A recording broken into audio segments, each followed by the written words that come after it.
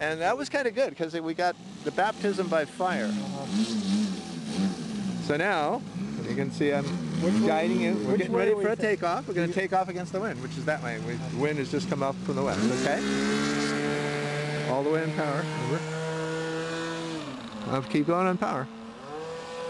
You see, you were getting off the power and you weren't turning it into speed. So, you know, an airplane only flies if it has speed. So power is kind of irrelevant, you know, it's... Yeah, I understand. Okay, now we don't need any more power from this point on because we're going to just turn this nice glide into a landing right out in front of us. And here we're coming along, and nice little touch right there, and off you go. Remember, all the way on the throttle, right? And I'm just guiding this right hand whenever I need to. Obviously, I don't need to right now. You're flying fine, just all by yourself. Okay, off power here, all the way. So now we're looking for this mountain to be in the background that is our friend. It tells us we're on the final approach. And there we see the mountain. And now we're right down here. Whoa, little bump there. Okay, right on up on power. All the way, remember. Always all the way. There's never an exception. That's what I like about mathematics and teaching flying.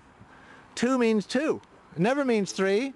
There's no situation where 2 means 3, you know, and when you take off, you use all the power. There's no situation that you use less power. You use all of it, period. There is no other option. No matter how much you have. No matter how much you have or don't have, because you want to maintain safety of the airplane, and the safest thing to do is to get it to an altitude where it can now have the energy to get back to the field in case your engine quits. And this field, as you can see, only allows us to land in one place. Everything else is bad. So we want to get up and get safe because we only have one place we can land, and that's right out in front of us here. Good. Now if you look at this, I'll make this tape for you and you can take it home with you, and then, or I'll send it to you. And you can look at the interval of time between these takeoffs. Okay, now let's add a little power because we're pretty low, aren't we? Good. Off power now. That's all we needed.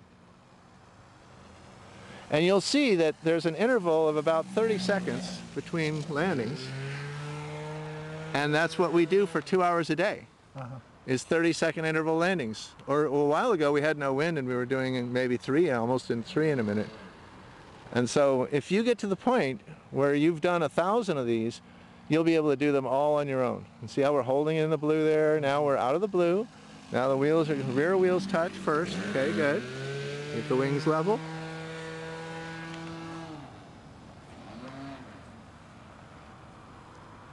Good. Flying all by yourself.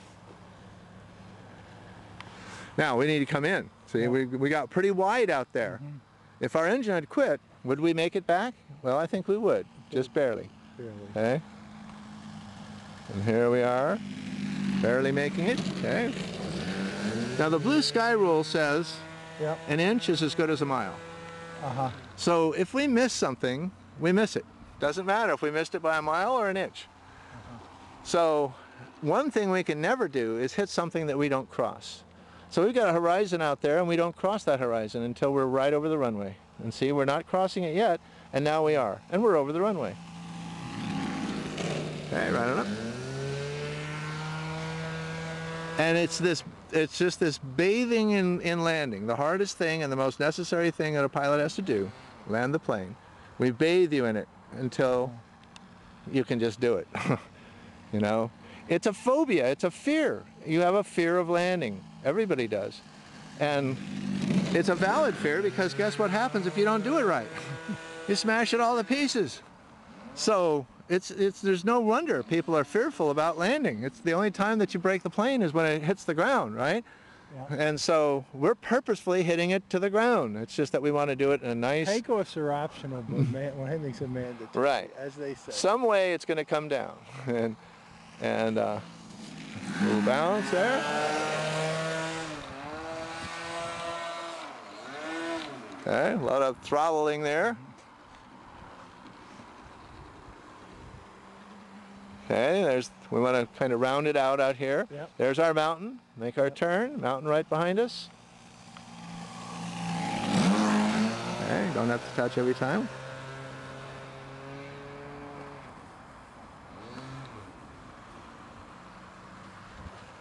Okay, don't want to really go out any deeper, see? Okay, yeah, tiny little bit of power here. Now that's enough. That was just all we needed to get it right here.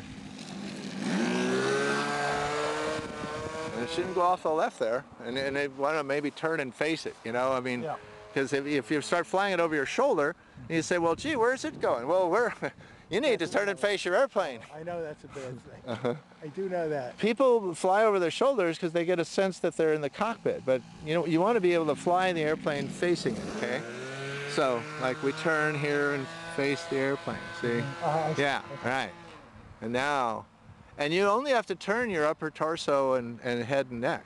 You don't have to turn your feet. But you do need to turn with the airplane and face it.